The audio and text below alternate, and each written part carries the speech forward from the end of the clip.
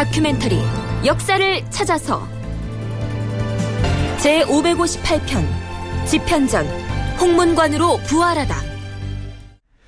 서기로는 1478년에 해당하는 성종 9년 3월 19일 예문관 봉교 최울두를 비롯한 예문관의 관리들이 관원 설치와 관련된 소를 올립니다.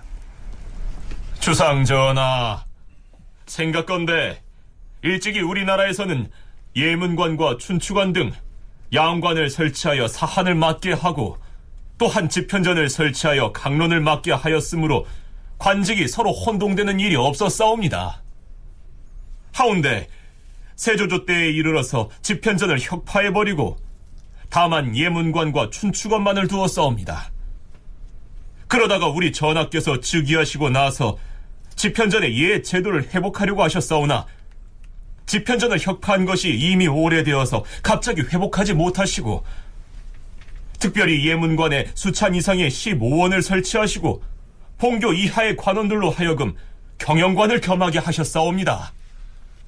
하오나 수찬 이상의 관리는 비록 직책이 춘추관을 띄었다곤 하지만 예전대로 경영관으로서 시강과 논사에 치중하고 봉교 이하의 관원들은 비록 직책이 경영관을 띄었다곤 하나 예전대로 기연, 서사에 치중하오니 이름은 같은 관직이라고 해도 그 직무가 다르옵니다. 지금 또 박사, 저작, 정자 등을 설치하고 연소한 무리로 하여금 일찍부터 교양을 쌓게 하여 집현전의 제도를 죄다 복구하였사오니 그 취지가 매우 아름답사옵니다. 다만 여전히 한스러운 것은 사관 8명을 오히려 뒤섞여 있게 한 점이옵니다. 신등은 벼슬의 서열은 비록 낮으나 위로는 전하의 언동을, 아래로는 군신의 득실을 빠짐없이 모두 기록하여 만세에 전하는 것이오니 그 임무는 진실로 가볍지 않사옵니다. 사정이 이러한데도 다른 관사에 마치 혹이 달려있는 것처럼 붙어있는 실종이오니 국가에서 관을 설치하여 직무를 분담시킨 본의에 어긋나옵니다. 이것은 전하께서 사관을 대우하시는 뜻에 부합하지도 않사옵니다. 삼가 바로 없건대 전하께서 옛 법을 참작하시어 신을 비롯한 8명의 인원으로 별도로 한 국을 설치하시어 그 임무에 전념하도록 옛 제도를 복구하여 주시면 매우 다행할 것이라 사료되옵니다. 자, 무슨 내용인지 대충 짐작하시겠죠. 간단히 말하자면 세조 때 없애버린 집현전의 기능을 다시 살리자는 얘기입니다. 우선 오종록 성신여대 교수의 얘기를 들어보시죠. 세조가 즉위하고 나서 결국 이 사육신 사건이 결정적인 계기가 되어서 집현전이 폐지가 되죠. 이렇게 되면서 이제 경연을 어떻게 시행해야 할 것인가 하는 게 대단히 중요한 과제가 되었는데, 이 문제는 특히 성종이 즉위한 다음에 이제 본격적으로 논의가 되어서 우선은 이제 예문관에서 경연을 담당하도록 되었습니다.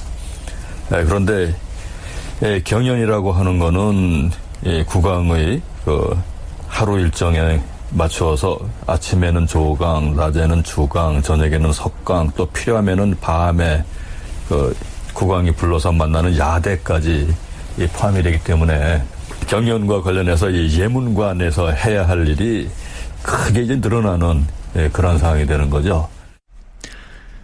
예문관의 관원이 수행하는 본래 임무는 사명, 즉 왕이 쓰는 각종 의례 문서나 명령서 등을 짓는 일이었습니다. 그러다가 성종 때에 와서 기존의 임무 이외에 임금의 경연까지도 도맡게 됐는데요. 성종이 즉위하면서 하루에 3차례씩이나 이 경연을 하는 바람에 예문관 관리들의 업무가 감당하기 어려울 지경으로 과중해졌던 것입니다. 대개 이제 경연을 할 때 이제 하급관원은 글을 이 한문 그대로 읽고 그거보다 이제 상급관원이 그것에 대해서 해석을 하고, 그리고 이제 고급관원들은 그 자세한 주석 이런 것들을 이제 설명을 하고 하면서 일종의 이제 학술적인 세미나와 같은 것을 전개하게 되기 때문에 그 담당 홍문관 관원들이 이제 번갈아 가면서 계속 그 준비를 열심히 해야만 되는 상황이니까 결국 현재 대학의 이제 교수들이 이 강의를 준비하기 위해서 그 1시간 강의에 때로는 10시간 넘게도 준비를 하고 해야 하는 그런 사정들이 실제 있을 수 있다 하는 걸 생각하면은 예문관 관원들의 그 부담이 크게 늘어났다 하는 것을 이제 쉽게 생각을 할 수 있는 일이죠. 그래서 예문관의 관원들은 예문관의 업무 중에서 임금의 명령을 담은 문서 작성이나 혹은 역사 기록 또는 장서에 관련된 업무 이런 것들은 그대로 놔두고 경연의 업무만을 따로 떼어내서 새로운 기구로 독립시켰으면 좋겠다. 이러한 의견을 냈던 것입니다. 자, 그러면 예문관에서 올린 상소문이 어떻게 처리되는지 살펴보지요. 성종은 그 상소문을 의정부 대신들에게 의논해 보라고 내려줍니다. 우선 정인지는 시큰둥한 반응을 보입니다. 전하, 각기 따로따로 관을 설치한다면 인재를 구하기가 어려울 것이옵니다. 기존의 제도를 고쳐야 할 필요가 없을 것으로 사료되옵니다. 그런데요, 정창손과 한명회의 의견은 좀 다릅니다. 전하, 예문관에는 20명 이상의 한림들이 있사오니 적다고 할 수 없사옵니다. 거기다가 또 4명을 늘렸으니 그 인원이 번다하고 한 관사 안에 여러 직명이 뒤섞이게 되옵니다. 고려 때에는 춘추관원과 예문관원을 각각 10명씩 나누어서 조직을 달리하였으니 이제 그 예에 따라서 따로 한 관서를 만드는 것이 어떻겠사옵니까? 맡은 임무가 각기 다른데 한 관사에 같이 있는 것은 불편하오니 따로 한 국을 만들어서 그 임무에 전념하게 하는 것이 어떻겠사옵니까? 자, 이렇게 의견이 갈리자 성종은 이 안건을 승정원에 내려서 승지들에게 의논을 해보라고 합니다. 동부 승지 이경동의 의견을 들어보시죠. 주상 전하, 지금의 예문관은 곧 옛날의 지편전이옵니다. 세조조 때 경연을 정지하고 지편전을 파한 뒤에 서책들을 예문관에 두게 하였는데 전하께서 날마다 경연에 나아가 자문을 구하시는 곳에 반드시 사람이 있어야 하므로 예문관에 경연관을 설치하였사오니 직무가 서로 섞여있게 된 것이옵니다. 신의 생각으로는 경연관들은 모두 홍문관으로 독립하여 출사하게 하시고 지금의 예문관은 전하의 자문에 대비하게 하시옵소서.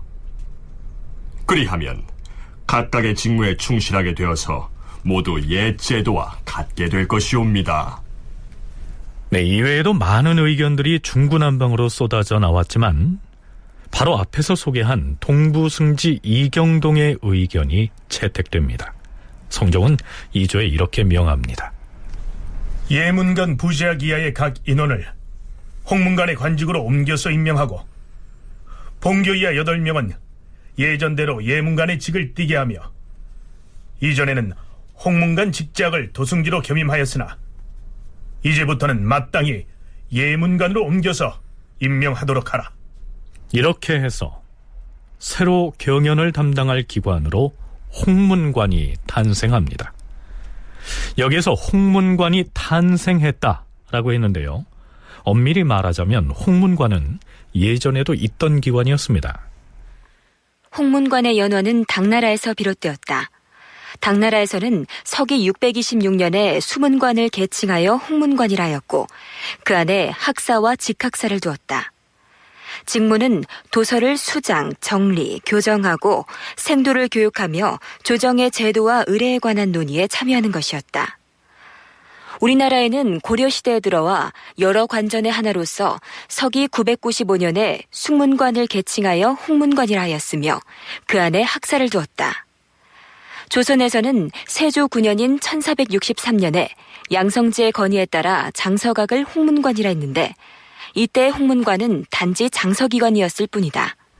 그러다가 비로소 성종 9년에 이르러서 학술기관이자 언론기관으로서의 홍문관이 새롭게 출발을 한 것이죠.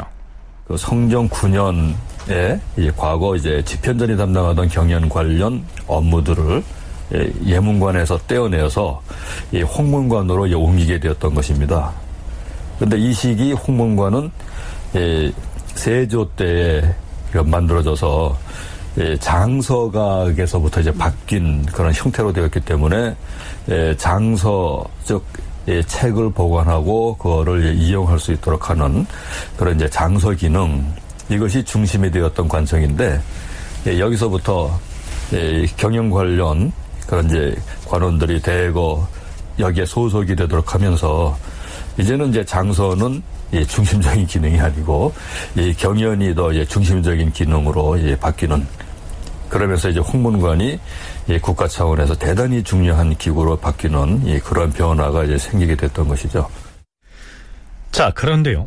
나중에 홍문관은 사헌부 사간원과 더불어서 언론 3사라고 불리게 됩니다. 그동안에는 사헌부와 사간원이 도맡아서 하던 간쟁에 적극 참여함으로써 정치적으로 매우 중요한 기관으로 자리매김하게 됩니다. 진주교대 윤정 교수의 얘기입니다. 기존의 이제 관료제의 역사에서 보면 사헌부와 사관원이 관료제에서 기능하는 것이 정상적이었으나 실제 집현전이 있으면서 세종대에 걸쳐서 30년에 걸쳐서 시행했던 젊은 신하들을 의견을 모으는 그러한 기능들을 다시 복구하는 걸로 일단 홍문관을 다시 복구한 것으로 보입니다. 이 때문에 당연히 그들의 기능들을, 그들의 의견들을 상대적으로 학술기관인 차원이 아니라 정치적으로 받아들여주는 제스처들이 나오고, 이것은 나중에 성종 19년 단계에 들어서면 언론기관화할 수 있는 제도적인 수순으로 일단 복구를 했다. 본래 관리에 대한 탄핵 상소를 하는 등 간관으로서의 역할은 사헌부와 사간원에서 맡아서 하는 것인데요. 세종대에 설치한 집현전이 학술적인 관부이면서도 언론기관의 역할을 활발하게 함으로써 정치적으로도 중요한 기능을 담당하게 됐습니다. 하지만 성종이 홍문관을 복구하면서 언론기관으로서의 역할을 해줄 것을 처음부터 계산에 넣었다고 보기에는 어렵다는 것이 연구자들의 공통된 의견입니다. 성종 9년 4월 4일 성종은 유진을 홍문관의 실질적인 총책임자인 부제학으로 임명하게 됩니다. 자, 일단 이 시기에 홍문관이 새롭게 출범했고 유진이라고 하는 사람이 홍문관의 부제학에 임명됐다. 이 정도만 기억해 두기로 하죠.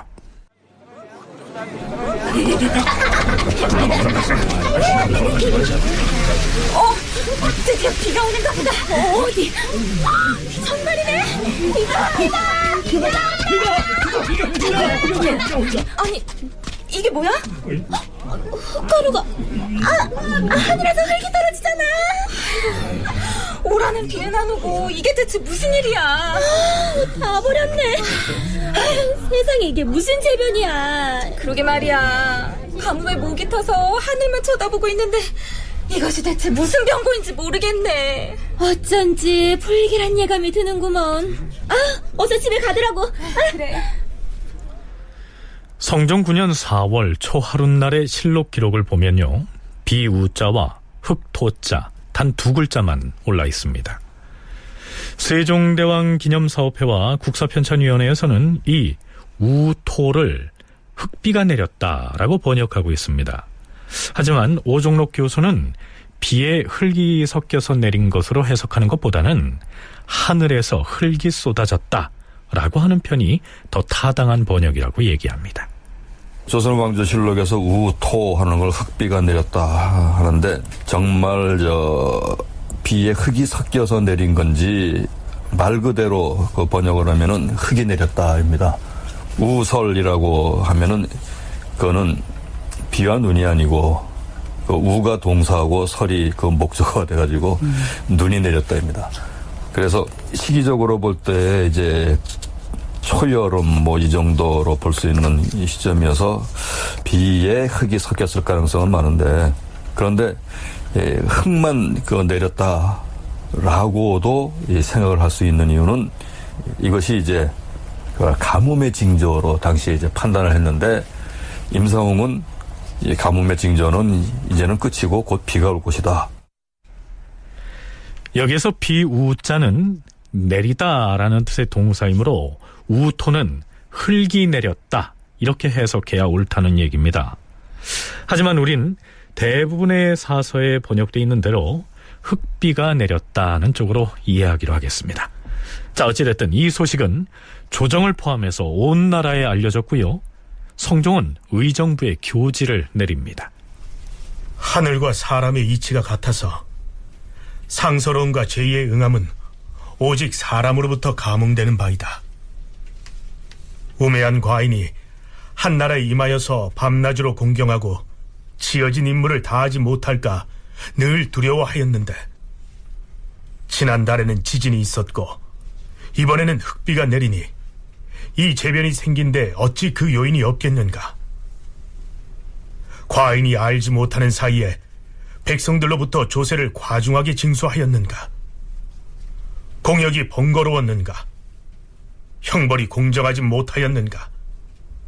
사람을 쓰고 버리는데 잘못되었는가. 현주란이가 혹 등용되지 못하였는가. 혼인이 혹 때를 잃었는가. 지방 수령의 탐욕함이 심한데도 감찰이 혹시 잘못되었는가. 백성들이 그 고통을 견딜 수 없는데도 과인이 그 사정을 모르고 있었는가. 자, 성종이 왜 이렇게 자책성 교지를 내리게 됐는지 이해하시겠죠? 성리학에서는 임금이 하늘과 같이 목의 임무를 수행해야 한다라고 하는데, 이 목이라고 하는 것은 만물을 기르는 존재로서의 목입니다. 이제 기독교에서 그 여호와는 나의 목자시니 할 때 그 목과 마찬가지인데, 하늘이 자신의 그 사명을 임금에게 부여하는 것이 천명을 받드는 것이라고 이렇게 설명이 되는데, 하늘은 생명이 있는 모든 것을 그 본성대로 잘 자라나도록 하는 그런 속성을 가지고 있고 매우 정성스럽게 그 일을 한다라고 성리학에서는 보는 거죠. 그리고 사람은 그러한 그 하늘의 속성, 이것을 정성껏 받들어야 하는데, 특히 왕은 그것을 대표적으로 그런 하늘의 명령을 받들어서 수행하는 존재여서 그 목의 임무를 여러 관직을 두어가지고 수행한다고 설명을 하는 것이죠. 군주는 하늘의 뜻을 받들어서 정성스럽게 백성을 살펴야 하는데, 그것을 소홀히 해서 백성이 억울한 일을 당했을 경우에 하늘이 제의 현상을 내보여서 임금에게 경고를 한다는 얘기입니다. 이른바 천인감응론이 그것이죠.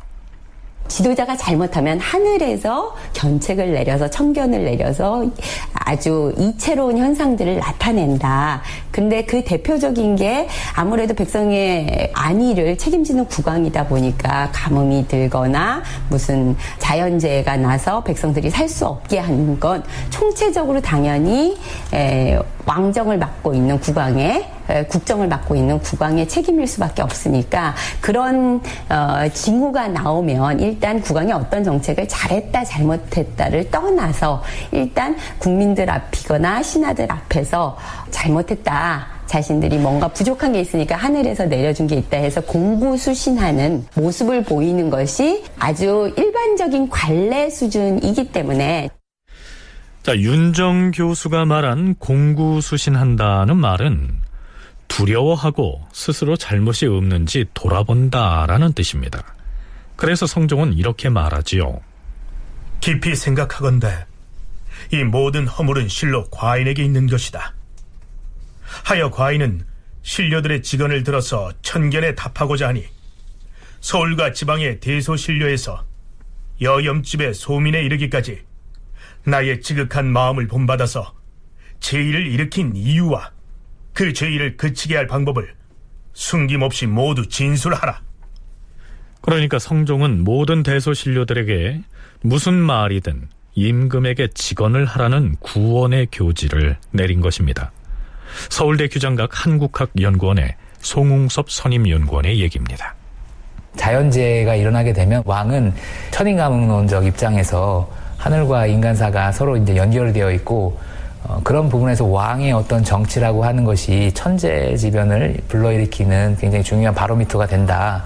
그래서 재변이 일어나면은 자신의 정치 행태를 되돌아보게 하는 어떤 그런 차원에서 뭔가 불만이 있는 부분, 국가에서 잘못하고 있는 부분, 왕이 잘못하고 있는 부분들에 대해서 가감없이 말을 하라라고 하는 구원 교지를 내리게 됩니다.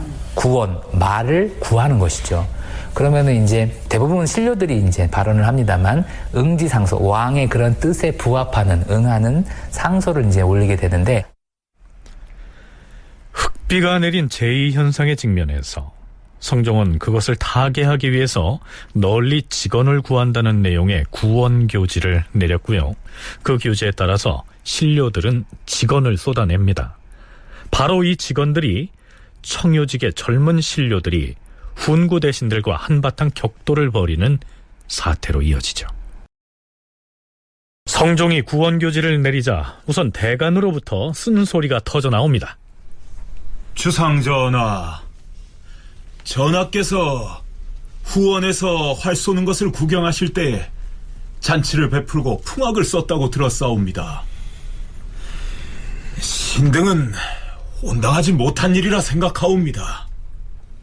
요즘 흑비가 내린 데다 지진까지 일어나는 재변이 잇따라서 전하께서 바야흐로 허물을 뉘우치고 자책하며 구원의 교지를 겨우 내리셨사온데 어째 풍악을 울리고 잔치를 베풀 수가 있사옵니까? 이것은 제의를 두려워하고 하늘을 삼가는 뜻이 아니옵니다. 바라건대 빨리 이 명령을 거두시어서 청견에 답하시옵소서. 또한 병조판서 어유소는 바야흐로 대간의 탄핵을 당하고 있는 중이온데 전하께서 갑자기 출사하기를 명하시니 이것은 아니 될 일이옵니다. 과인이 종친과 더불어 활 쏘는 것을 구경하는 것은 왕실 종친들과의 친애함을 돈독히 하고 무비를 닦으려는 것이다. 고려 의종 때에는 서북변에 병난이 있었는데도 임금이 일부 무리와 더불어 날마다 음주와 풍어를 일삼았기에 사람들이 이를 비난하였다고 들었다. 또한 송나라의 정치를 논할 때 문치는 성하였으나 무략은 강하지 못하였다, 이렇게 말하지 않는가? 이래서 과인이 활쏘기를 하게 된 것이다. 내가 종친을 사랑하고 무비를 닦는 것을 경등이 잘못이라고 생각한다면 내가 마땅히 정지할 것이니 다시 의논하여 계달하라. 어유소로 하여금 출사하게 한 것은 관리 임명의 조서를 내리고자 하여도 병조 판서가 없으면 할 수 없기 때문에 그렇게 한 것이다. 전하, 신등의 뜻은 종친을 사랑하고 무비를 닦는 것을 옳지 못하다고 하는 것이 아니옵니다. 이제 막 교지를 내려 구원을 하였사온데 활쏘기에다 풍악을 쓰는 것이 가하겠사옵니까? 그리고 어유소는 병권을 마음대로 남용하였으니 징계하지 않을 수 없사옵니다. 종친과 더불어 활을 쏘면서 풍악을 쓰지 아니한다면 군조를 뽑기 위하여 활쏘기 시험을 치르는 것과 무엇이 다르겠는가? 활쏘기를 아니하면 그만이지만은 만일 한다면 모름지기 사람의 마음을 화하게 하는 것이 필요한데 풍악이 아니면 불가하다. 그럼에도 대간에서 이르기를 죄의가 있는데 악을 베푸는 것은 마땅치 않다고 하는데 좌부승지 손비장의 생각은 어떠한가? 전하, 어제 전하께서 태학에 거둥하시었다가 황궁할 때 신은 고치를 정지하기를 아뢰고자 하였사옵니다. 지금 대간의 말은 바로 신의 마음과 같사옵니다. 또 제의를 만나면 두려워하는 것은 제왕이 취해야 할 아름다운 덕이므로 대간의 청을 듣지 아니할 수가 없사옵니다. 이제 모든 일이 이미 판별되었으니 풍악 없이 활쏘기 관람을 하시옵소서. 자, 여기에서 승지가 환궁할 때 고취를 정지하도록 아뢰려 하였다라고 했습니다. 이것은 임금이 행차를 할 때 행진곡의 연주를 하지 못하게 했다라는 뜻입니다. 자, 승지들의 쓴소리는 거기에서 멈추지 않습니다. 장차 음악을 아예 철폐하는 데까지 이르지는 아니할 것이나 전하께서 능히 하늘의 경계함을 삼가시어서 전교를 내려 구원을 하시었고 또 대간에 간하는 말도 있었사오니 만약 활석이 관람을 하신다면 풍악 없이 하시옵소서. 종친과 더불어 모이는데 풍악을 쓰지 아니하는 것이 온당치 못하시다면 우선 정지하였다가 다시 후일을 기약하는 것이 어떠하겠사옵니까? 그렇다면 종친들과 활 쏘는 것을 구경하는 관사는 잠정적으로 미루겠다. 허나 어떤 일에 옳지 못함이 있으면 즉시 말하는 것이 마땅한데 어제 행차 중에 고치를 쓴 것을 어찌 즉시 아뢰지 아니하고 대간이 지적을 하자 뒤늦게 말하는가? 어제 고치를 할 때 신이 정지하도록 아뢰고자 하여 동료들에게 의논을 하였는데 다른 승지들이 말하기를 임금의 거동은 가볍게 할 수 없는 것인데 흑비의 변이 있었다 하여 이를 모두 행할 수 없게 했어야 되겠는가? 이렇게 말하기에 신도 옳게 여겨 아뢰지 아니하였사옵니다. 좌부승지 손비장은 어제 행차 때 고치를 하는 것을 옳지 못하다고 여겼으면 마땅히 즉시 이를 말했어야 할 터인데 오늘에야 남의 말을 듣고 나서 겨우 말하고 있으니 어찌 신하의 도리가 이와 같은가? 이는 매우 간사한 행위에 해당하니 사헌부로 하여금 공문하게 하라.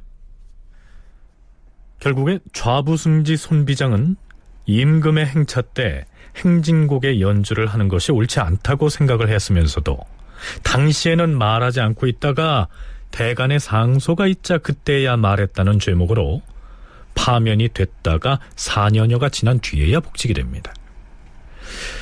성종으로서는 일단 누구나 아무 말이나 해도 좋다는 구원교지를 내렸다가 승지한 사람을 파면까지 했으니까 체면이 서는 일은 아니었겠죠. 얼마 뒤인 4월 15일에 남효온이라는 성균관 유생이 장문의 상소를 올립니다. 그는 상소문에서 내수사를 없애야 한다, 학교를 일으켜야 한다, 무당과 부처를 멀리해야 한다, 수령의 임명제도를 바꿔야 한다는 등 많은 주장을 펼칩니다.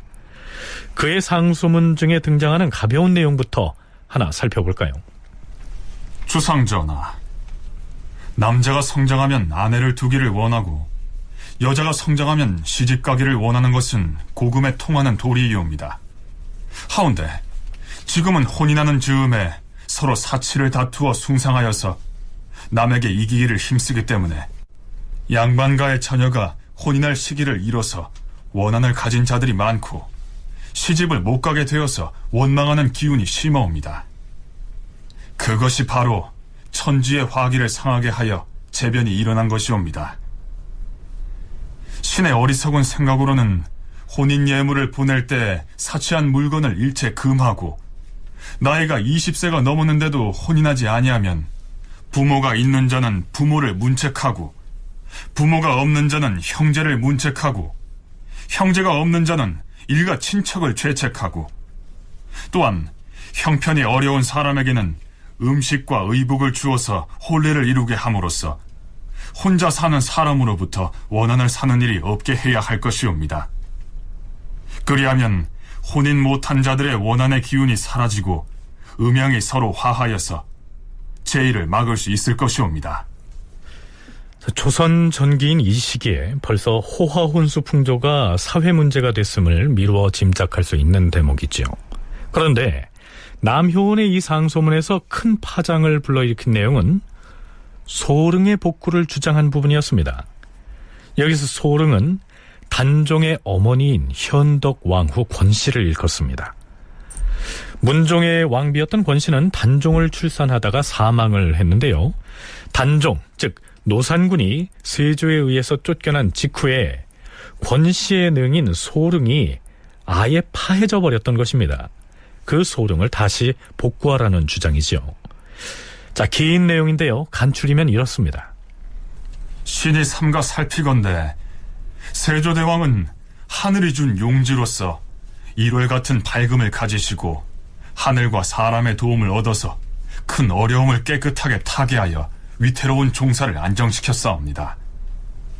그런데 소릉을 패함으로써 20여 년 동안이나 그 원혼이 의지할 바가 없었을 것이오니 신이 잘 모르기는 하나 하늘에 계시는 문종의 영혼이 홀로 제사받기를 즐겨 하시겠사옵니까? 신은 배우지 못하고 재주가 없어서 견문이 천박하고 고루하니 어떤 일이 어떤 상서로움을 부르고 어떤 일이 어떤 재앙을 부르는 것인지 진실로 알지 못하옵니다.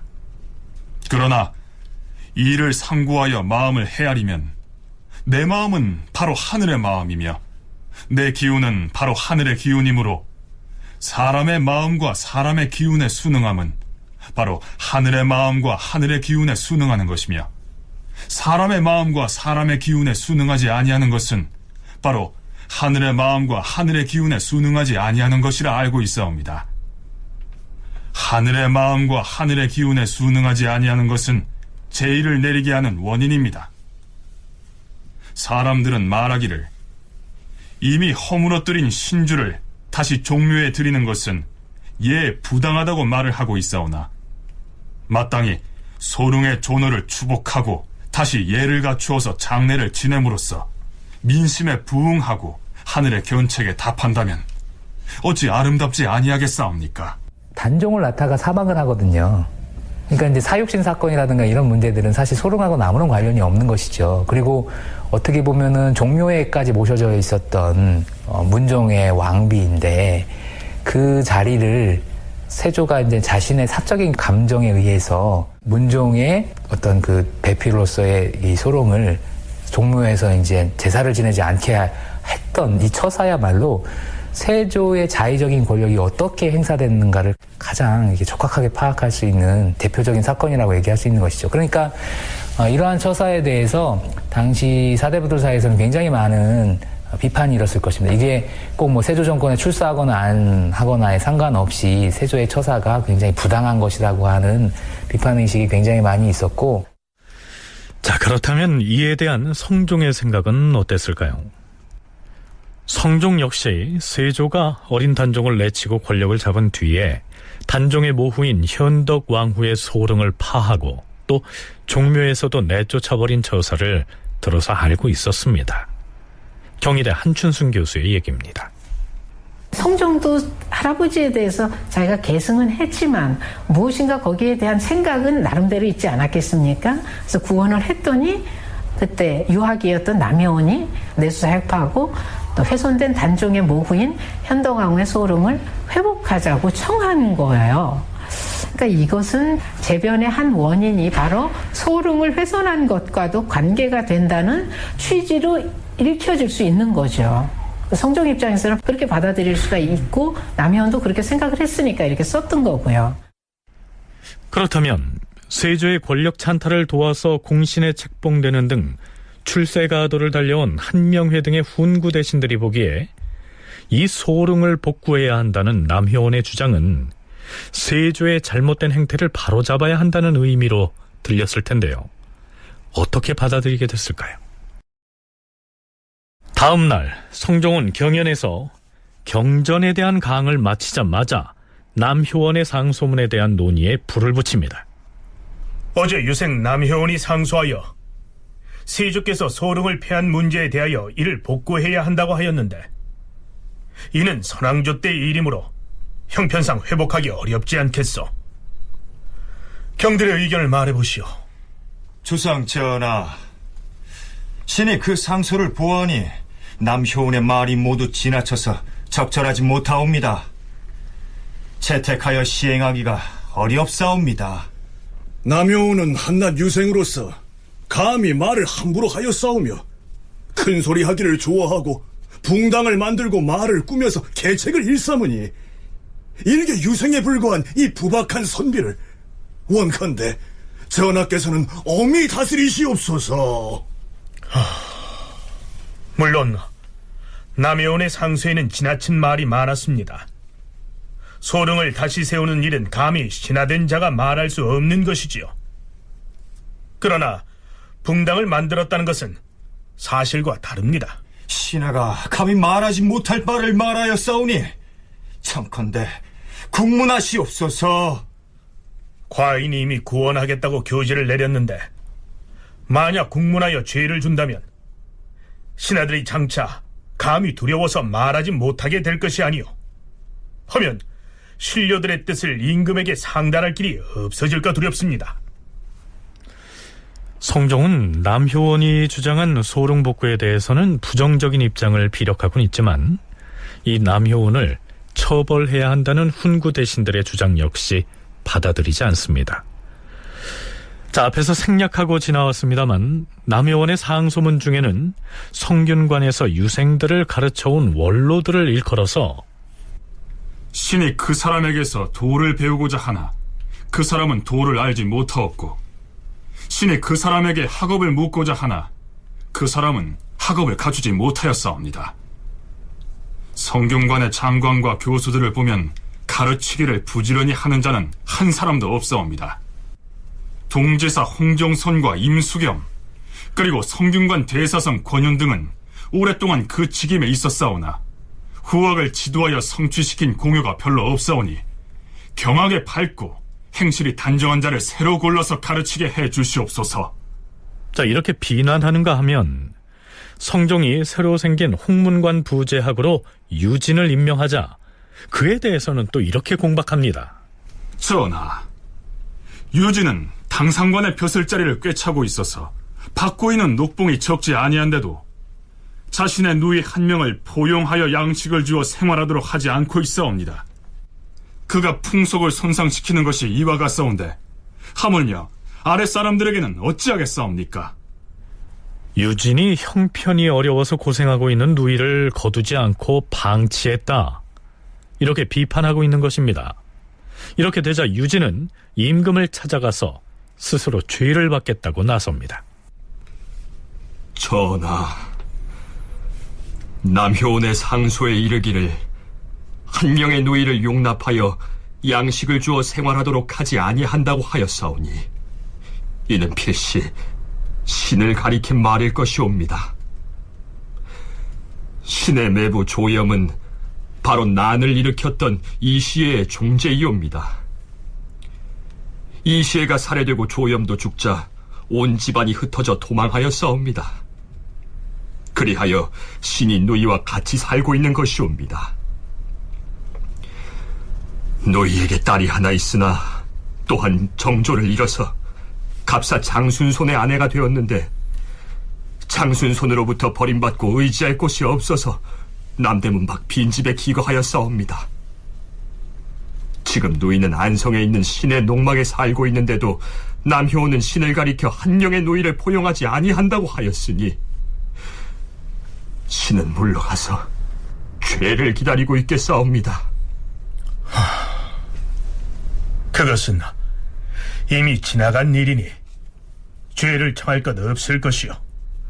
그런가 하면 남효원으로부터 실력도 없고 가르치려는 열의도 없다고 공박을 받은 이 성균관의 교수들 역시 사직서를 내고 물러가기를 청했지만 성종은 그 역시도 반려합니다. 조정의 신료들로부터 들을 수 없는 어떤 시중의 여론이라든가 아니면 뭐 특정한 인물에 대한 평판이라든가 이런 걸 들을 수가 있는 거죠. 이렇게 자꾸 언로를 열어주게 되면 세조대부터의 훈신들의 입지는 이제 자꾸 줄어들고 새로운 이야기를 하고 세조대와 관련이 없는 이제 새로운 인사들의 활동의 범위가 확대가 되면서 이제 점차 세조대 신료들이 퇴조를 하고 성종이 이제 신진들을 조금씩 대간 아래 그 홍문관 이렇게 등용을 하면서 청정으로부터 이어지던 그런 이제 색깔이 점차 옅어지면서 이제 성종만의 색깔을 나타낼 수 있는 성종의 색깔이 드러나는 정치를 하게 되는 것이죠. 성종으로서는 이렇듯 언론을 활발하게 개방함으로써 세조 이래로 기득권을 누려온 훈구 세력들을 견제하고요, 신진 기회들을 근친 세력으로 확보할 수 있는 기회를 모색할 수가 있었겠죠. 바로 이때 성균관의 유생의 신분으로 성종의 구원교지가 내려온 기회를 포착해서 소릉복구 등의 과감한 주장을 상소로 올렸던 남효원은 뒷날 육신전을 지어서 사육신이라고 하는 말이 있게 했던 장본인입니다. 성종 9년 4월 27일 도승지 임사홍이 성종에게 이러한 계문을 올립니다. 전하, 신이 듣건대 경연에서 대간들이 금주령을 내리도록 전하께 주청하였다고 하는데 그럴 필요가 없사옵니다. 술이란 것은 본시 사람이 먹는 물건이옵니다. 하온데 대저 한나라의 임금이 무슨 제별을 만났다 하여 수신하고 반성하며 술을 금한다고 하는 것은 한갓 형식상의 문구에 지나지 않사옵니다. 또한 지금이 가뭄이라고 하여 이것을 제의라고 하나 비의 혜택이 아직 마르지 아니하여서 지금 밀보리가 무성하고 수확을 제대로 거둘 수도 있을 것이옵니다. 만약에 흑비를 제의라고 한다면 예로부터 천지의 재변은 운수에 달려 있사오니 하늘에서 하는 일이 다 운수이옵니다. 흑비가 내린 것도 어쩌다 보니 운수가 마침 그렇게 된 것이온데 어찌 제의라 하겠사옵니까? 그리고 화재가 나서 민가가 불탄 것을 재변이라고 하지만 민가의 집들이 붙어있고 담이 연하여 있어서 한 집에서 불이 나자 마침 바람이 불어 연달아 탄 것이니 어찌 괴이하다 하겠사옵니까?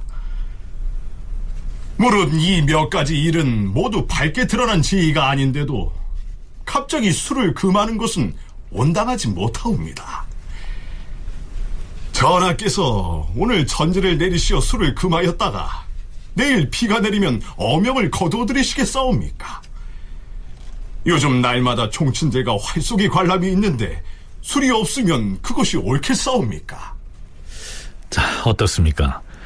요즘 세상이라면 통할지는 몰라도 앞에서 얘기했듯이 천인가문이라고 하는 성리학적 사상이 뿌리 깊게 자리하고 있던 그 시기에 비서실장격인 도승지가 이러한 발언을 하고 있으니 이 파격적으로 들리지 않습니까?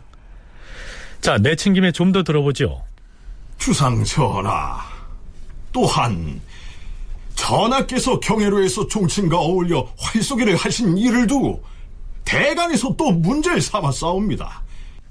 임금이 비록 신하와 더불어서 활을 쏠지라도 가안이리온데 하물며 따로 종친들과 어울린 자리에서 친히 활과 화살을 잡으실지라도 그것이 정치에 방해될 일이 무엇이겠사옵니까?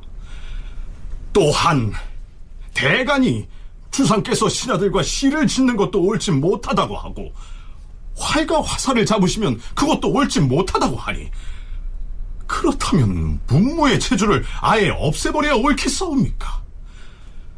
또한 대간은 사대부의 집이 너무 커서 참남하고 지나치다고 말하면서 집의 칸수를 정하자고 청하였사옵니다. 아무리 이러한 법을 세울지라도 법 밖에서 교묘하게 짓는 자들이 있을 것이니 별 소용이 없을 것이옵니다.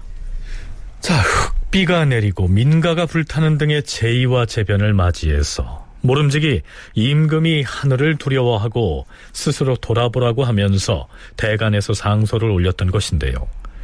도승지인 임사홍은 대간의 그러한 상소에 대해서 다 필요 없으니까 무시해버려도 된다는 투로 얘기하고 있는 것입니다. 이때 성종은 이렇게 말하지요.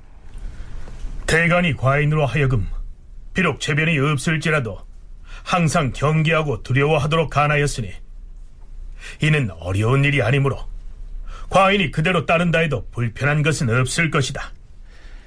자, 앞에서 소개한 도승지 임사홍의 계문에 대해서 성종실록을 기술한 사관은 이러한 평을 해놓았습니다.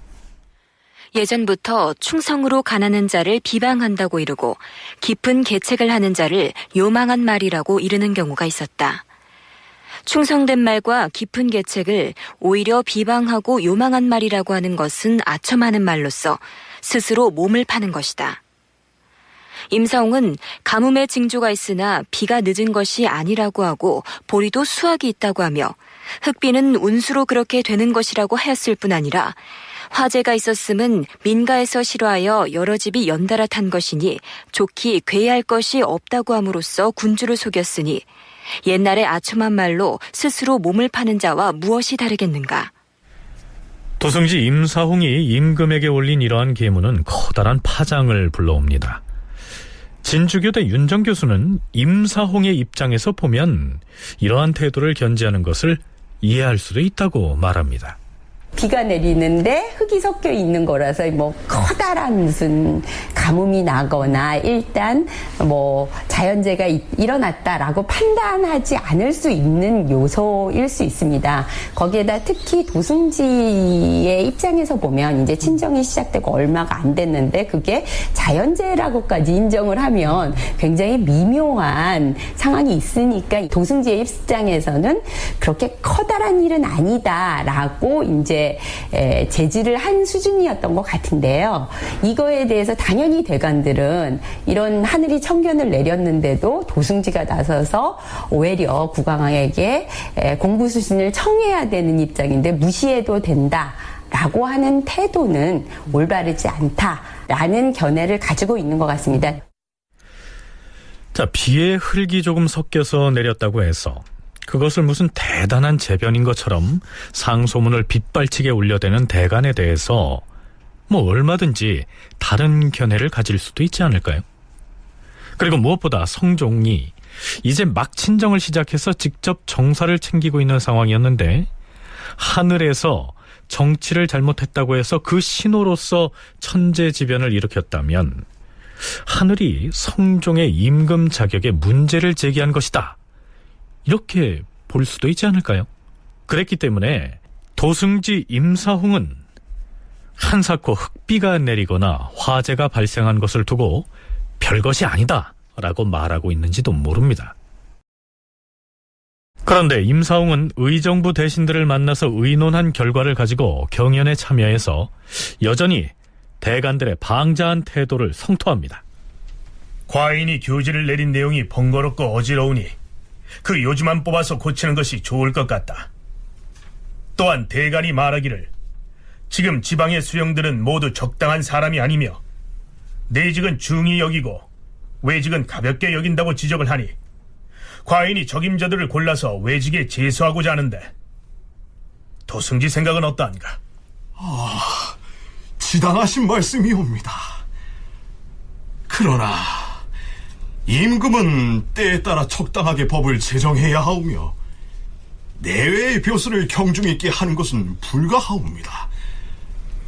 그리고 또한 승정원은 모든 관청에 관계되는 업무가 모이고 또한 왕명을 출납하는 곳이옵니다.